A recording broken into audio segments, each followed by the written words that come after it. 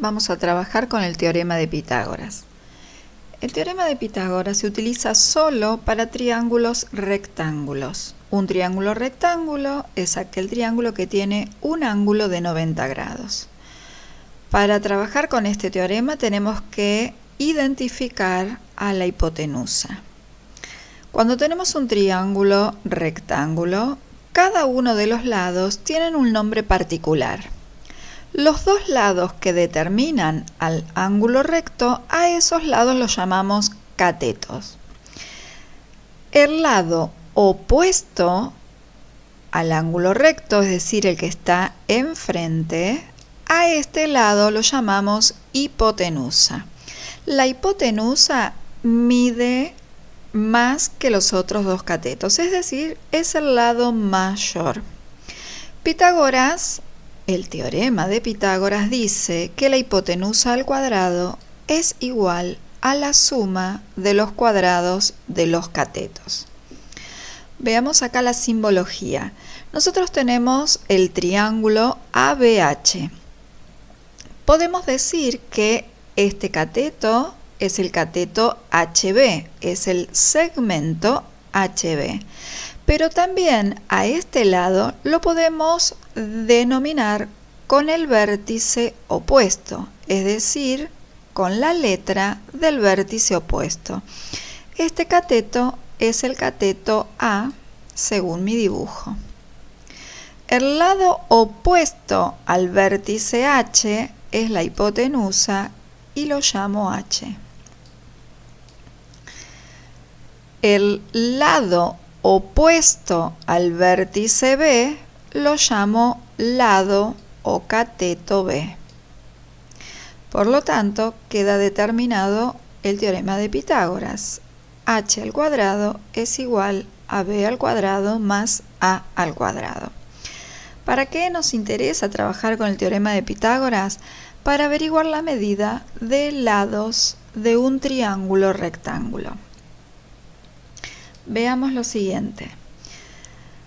Los lados son segmentos. Por lo tanto, a estos segmentos los podemos mencionar, los podemos nombrar según sus vértices. Tengo un vértice O, el vértice P, el vértice Q que determinan el triángulo OPQ.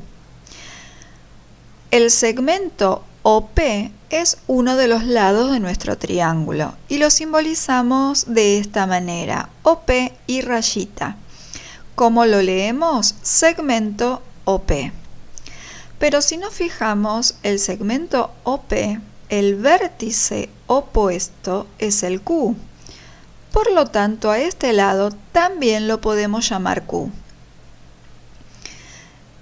Al segmento PQ, segmento PQ, si observamos, el vértice opuesto es el vértice O.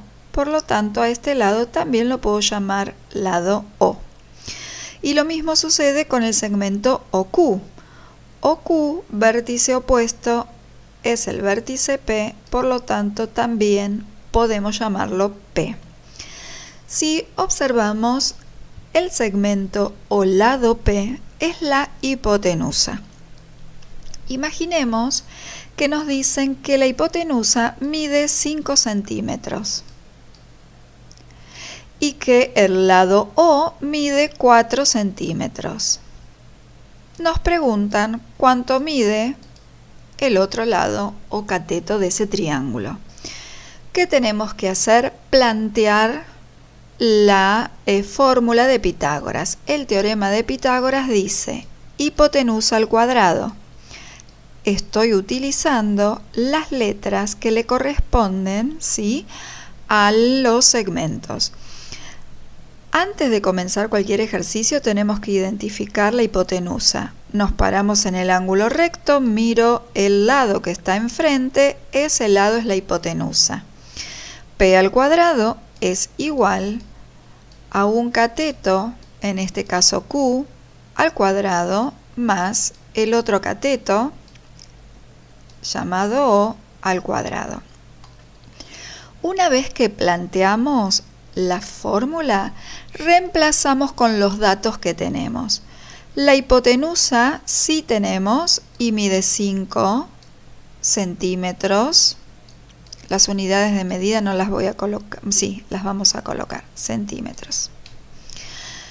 Q, el lado Q no lo tenemos, así que lo dejamos expresado con su letra, porque es una ecuación la que vamos a plantear. La medida del lado O mide 4 centímetros. Muy bien. Esto al cuadrado y la hipotenusa también al cuadrado. Hemos planteado el teorema de Pitágoras. Resolvemos el cuadrado de 5 y también el cuadrado de los centímetros. 25 centímetros cuadrados es igual el cateto Q más 4 al cuadrado y centímetros por centímetros, centímetros al cuadrado. Ecuación para resolver. Como queremos despejar Q, el 16 que suma pasa restando, así que a 25 le restamos 16 y como estamos restando las mismas unidades, nos va a quedar todo en centímetros cuadrados, igual a Q al cuadrado. Resolvemos la resta. 9 centímetros cuadrados. Operación inversa de la potenciación es la radicación, así que la medida del cateto Q es la raíz cuadrada de 9, que es 3. 3 centímetros es el valor de Q. Por lo tanto, si este triángulo es un triángulo rectángulo, la medida de sus lados son las siguientes: 3 y 4 los catetos y 5 centímetros para la hipotenusa.